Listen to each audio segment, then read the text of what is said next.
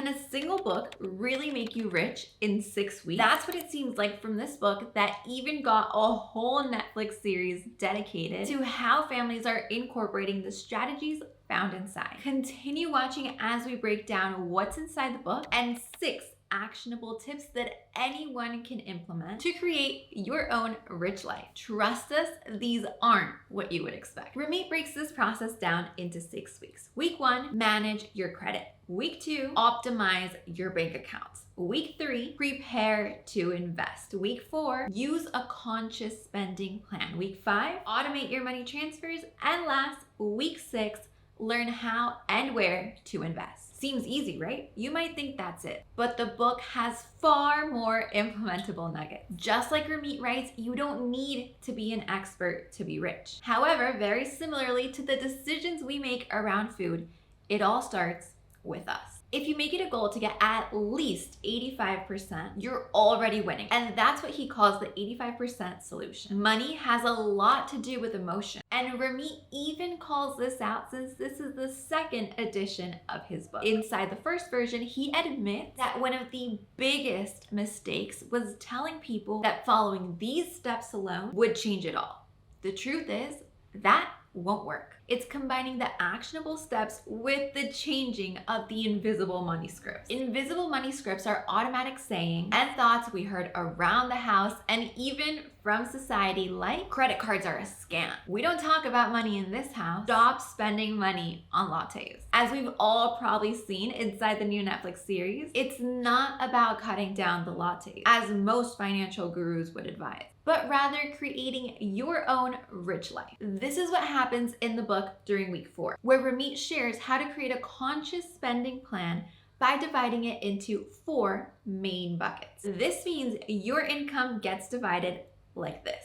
Take note. 50 to 60% go to fixed costs, 10% goes to investment, 5 to 10% savings, and then 20 to 35% to guilt-free spending money. Your rich life can mean spending on luxury designer items, so that's where the money would go. It might be taking your family across the world to an insane resort, or maybe investing in yourself to attend the best conferences. There's no right or wrong way, which is one thing I loved about this book compared to the others in the finance industry. He's not convincing you that there's one right way, but rather giving you the tools to create your own way. One of the helpful tools he mentions are banks and how to pick the right one, which makes this process a lot easier. The bucket system is actually something that has been around for years and was once also called the envelope system, where families would take the cash earned, divide it into separate categories, and place it inside each one of these different envelopes. For businesses, this is a great money management system that is explained inside the book Profit First by Mike McCalloway. If you want a full episode on that, go ahead and comment Profit First below. One thing that both books have in common is making a lot of emphasis on picking the right bank. Ramit suggests using online banks without fees, which is very similar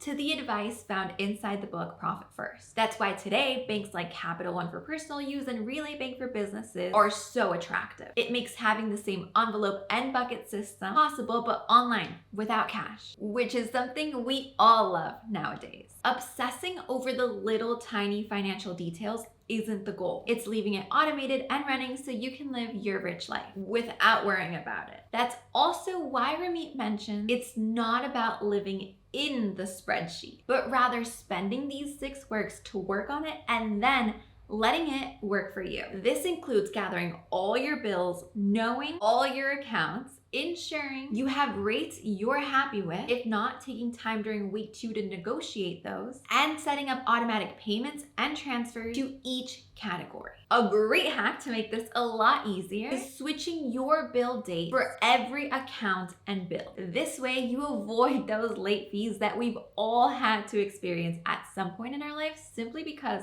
we forgot. The goal here is to set it and forget it. Very similar to when we want to build normal habits like starting to work out or taking our vitamins every day. Just like we learned in the book Atomic Habits, reducing friction and setting it up to happen almost without even thinking is what gets results and builds up long-term habits. Same thing is what Ramit is teaching here, but with money. Now to the good part, the getting rich, because it's not only about managing money, but increasing it. And that's where investing comes in. Ramit has lots of tips for investing. And here are 3 that I found most valuable and memorable. Number 1, the 5-year rule.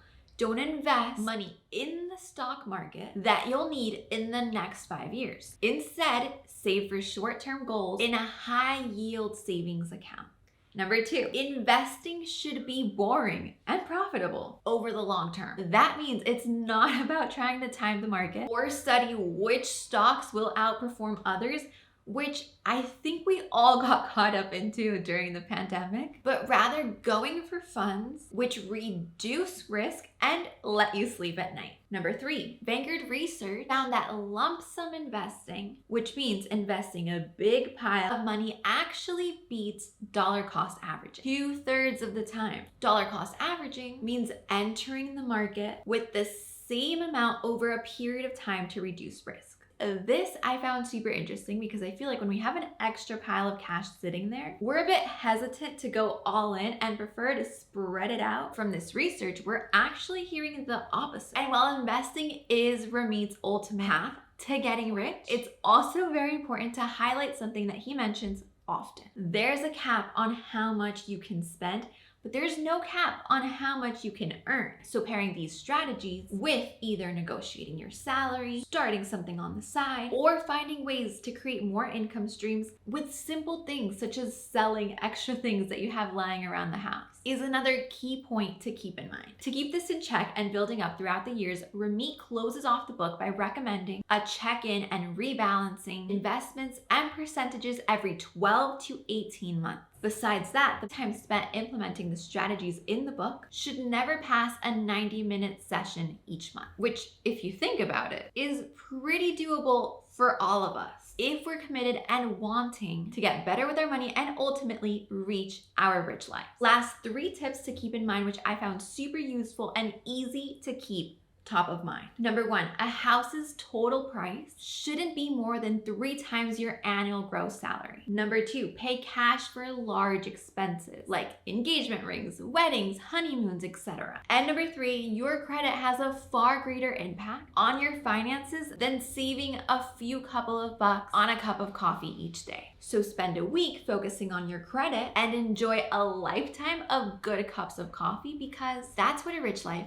is all about. If you've already read the book, drop your thoughts down below. And if this episode left you hungry to know more, the book link is also found in the description.